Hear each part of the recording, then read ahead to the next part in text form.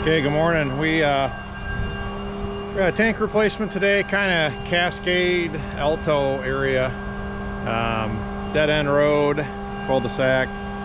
So we finished the tank replacement yesterday on this one, just 3 miles from here. Guys are finishing that up right now. And then we got here this morning. We already dropped the truck off last night. So we got that unloaded. We went to unload, or actually scrape off the top of the tanks. One of the tanks collapsed. Then the very next tank, we started scraping. We hit their fiber optic line. So no misdig flags anywhere to be found near it. So homeowners calling Spectrum to get them out here to get it fixed. But what we got going, we're kind of running behind. Plumbers had one job in front of us this time. So we got here about 7:15, 7:30, ready to go. I think it's 9:15 now. So we got an inspection scheduled for noon. So we're going to do our best to still hit that time frame. We've got the 2 tanks right there. Plumbers is digging out right now, and I'll show you these tanks in just a second. Okay, so what we got going is we went to scrape this tank, and that whole top fell in. This one's about ready to. But they just pumped this out, and you can see again how thin that whole sidewall is. That's all caved in, and then again you can see how thin that is. So anyway, we're gonna get this knocked in, filled in, and then our goal, I think, is to try to put 1 tank here and 1 tank here. So we're gonna find our inlet pipe coming into this tank. We don't know if it's on the side or if it's on the end. So we got a gas line right there too that we're going to try to stay away from. We already hit this line, which wasn't marked. So we're going to pull that up some more, and then our drain field is just off the edge of this tank. So we're going to get that pipe exposed, get our elevation shot, and start digging.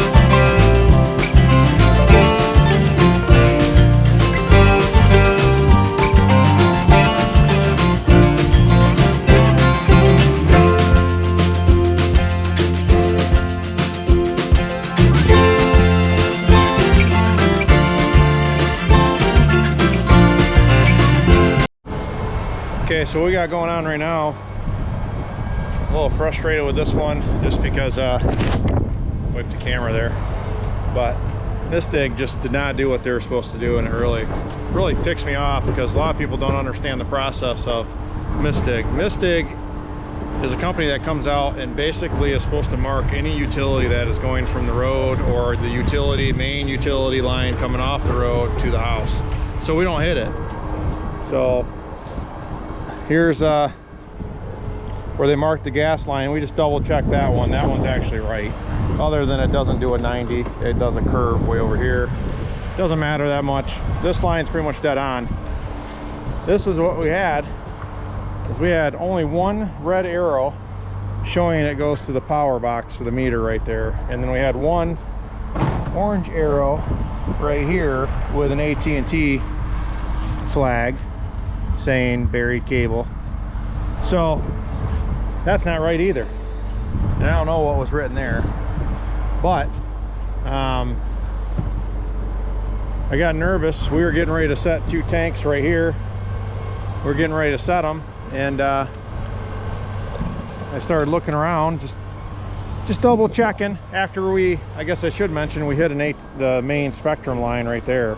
That orange line behind Brock is what we just ripped out of the ground. Is one of the first scoops that we did, trying to expose the tank, but there was no flags anywhere.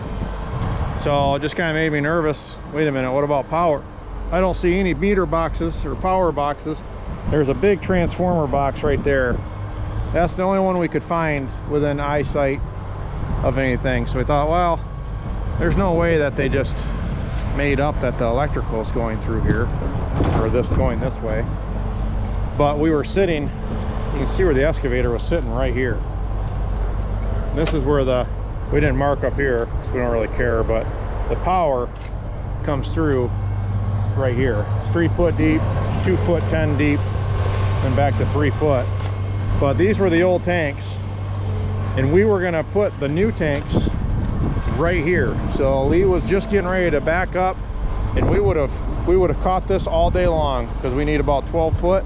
This is about 9 foot in from the edge of the tank, and it just really, man, just ticks me off because people don't understand that sometimes it's our fault, but this wouldn't have been our fault. So we already knocked them out of there having cable, and then we almost would have knocked them out of power.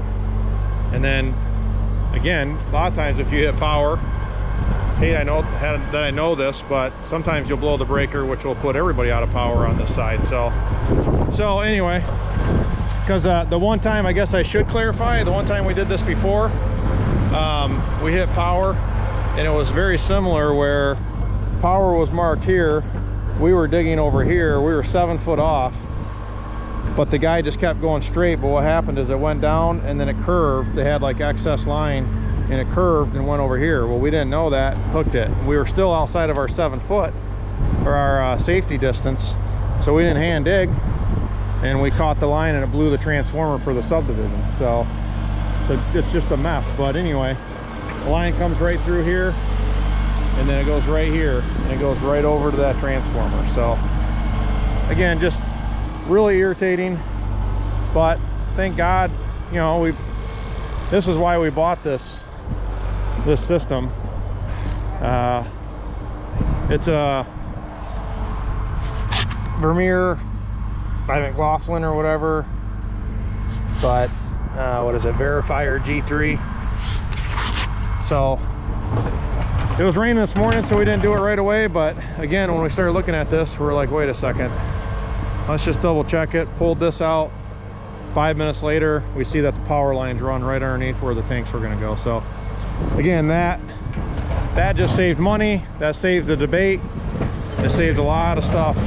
That always happens when you hit a line, because Misdig's always saying that they did mark it correctly. Excavators usually saying they didn't mark it correctly. So it's always fun. But anyway, we're gonna get back at it. So what we're doing now is we're ripping out the old tank. Drain field is right there. We got our power line right there. We've got gas line here, and we've got a tree here.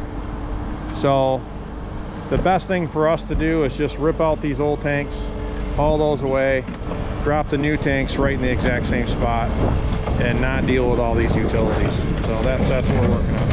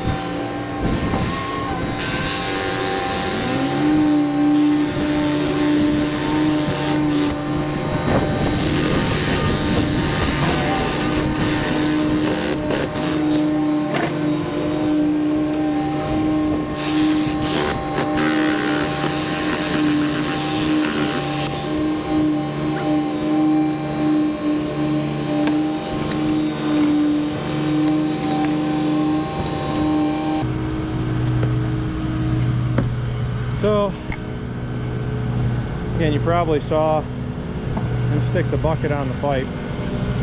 That again is one of the absolute huge benefits of setting these not poly tanks, but any tank for that Leica system and Encon. You get that bucket perfectly level that way. Touch that pipe, go down on a poly tank, it's 52 inches to the top of the inlet pipe.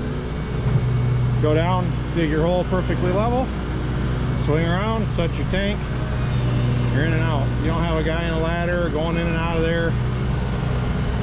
We still try to dig obviously a safe hole, but you really just reduce your risk of a collapse or someone getting trapped by sand by not having to get in it. You ready? Get the other ones in. Okay, Brock's gonna start drilling a hole here in a second, but we figured we'd show you our process with these tanks. Everyone's kind of had a nice little idea and it's made it better all the way through. So we got a, I think it's a 5-inch hole saw. Does that say 5? Yep, 5 inch. 5-inch hole saw for an infiltrator tank. These are the rubber gaskets they give you. So what we started doing is, once you know how your tanks are going to lay out, you take the gasket and you put it above the spot that's going to get cut. Someone can go through and get all those cut, get the grommets in. We'll kind of show you the process, because if you've never done it before, it's not bad, but if you've never done it, you don't know. So there's a little here, slide over a little bit, your sheet. There you go. There's a little bit of a dimple right there. That's all you do is put the drill bit right in there. That's center, and then you drill away. So what we're going to do is get these drilled, and then we'll show you how hard it is to actually get the pipe in. First time I ever did this, I thought there's no way it's this hard to get pipe inside these tanks, but it is. So just know that that's the process. We've got a sling that's made, well, right there, specifically for these tanks, and works out really well. Works out really well for us. And we've had it where we used to do chains, and you could never get it level and everything else. It was just a nightmare. I ended up breaking a tank in the winter because the chain slid off and it was freezing cold and it cracked. So at that point is when I said, okay, that's kind of stupid. Pay $300 for a pay $300 for a nice sling that we don't have to deal with. So these got clips on it. You click it right onto the straps that come with the tank, and pretty much ready to go. So all you do, push that in all the way.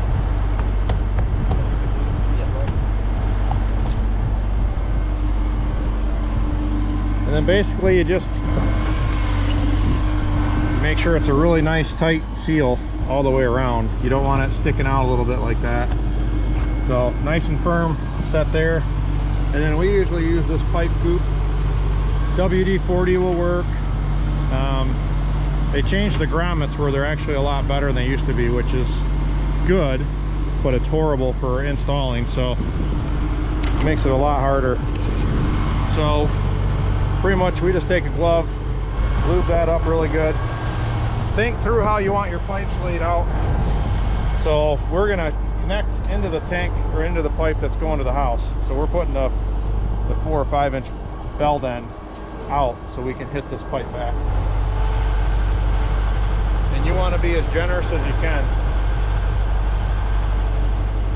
And then you just lube that up really good. Ready? And it's a lot easier with 2 people. But the other thing is, make sure this is perfectly square. Don't have it kicked, don't have it tipped. Have it perfectly square inside that hole. Just you hold the pipe on it. And you have, go ahead and hold it right there. Then once you're perfectly square, you take a sledgehammer. There you go. And then you hit it in. And then a lot of times you keep putting some goop on here. Want to plan it right where you hit this, but there's enough pipe exposed to where you can hit it back. So the pipe coming from the house is right here. We're going to hit it back onto that pipe, and then there's still enough pipe inside the tank where you've got good clearance, it's not going to pop out or anything. So we'll show you the next one.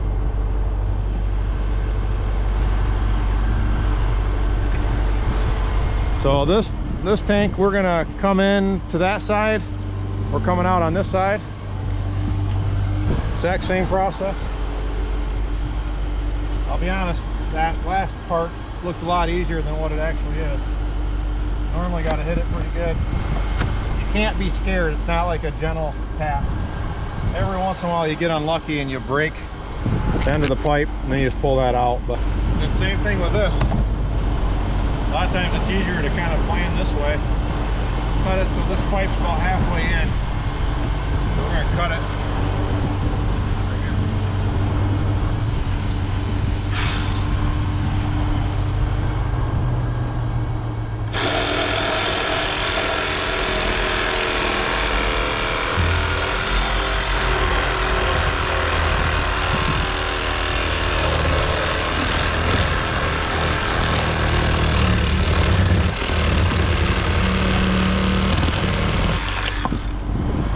Just whatever you can, make sure you always clean those burrs off. And it's the exact same process. I'm going to move the tank that's right here because we won't be able to swing.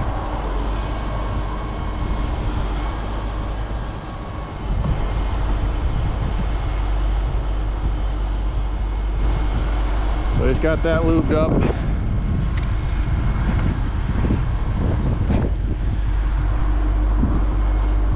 Gonna get the pipe all lubed. If you don't have a good lube, or if you don't lube it enough, you'll fight with this non-stop. So just spread it on, get it lubed up really good. You take the flat edge of the sledgehammer and you hit it. And if you get it going, you can take like a 6x6 board, put it on the end and hit it in. Obviously less chance of doing damage to the pipe, but good? Yeah. Again, that's a lot easier than what it normally is. You're lubing it up good. It's always better to have a little bit too much pipe, and you can cut it, hit it back if you need. So what we'll always do is we'll have this sticking out just a little bit past the edge. We'll do the same thing on that, but we'll put a belt end on that piece that we're going to come into. And that way you hit that pipe back and you got room both ways. We try to put the belt piece, if anything, as close to the tank as we can. So you don't have we hate the regular just coupler fittings because you only got 2 inches on each pipe.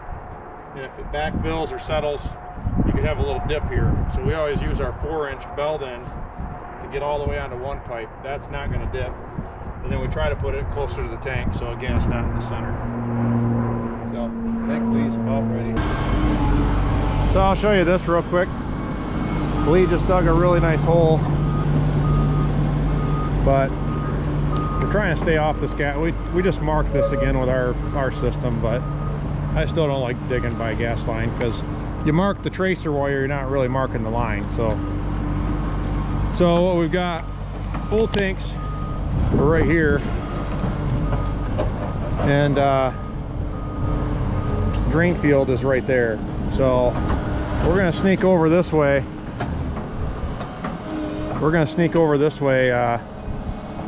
Just another 1.5 feet or so, give us a little bit more room, because this drain field's already starting to collapse in, and we don't really want to deal with that.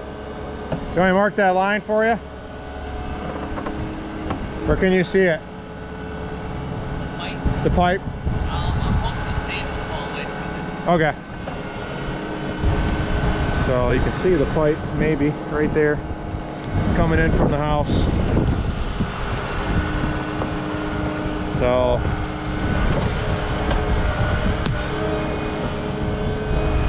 anyway, what I was talking about is you want to have plenty of room. The only thing that stinks with poly tanks is that they're a little bit wider, but they got that rounded edge, so those lips on the edge will catch dirt falling down in there. So if you don't have enough space and you don't have a big hole, then you got a better chance of things settling later. which really stinks. So I'm gonna get this line exposed for him so he doesn't break that.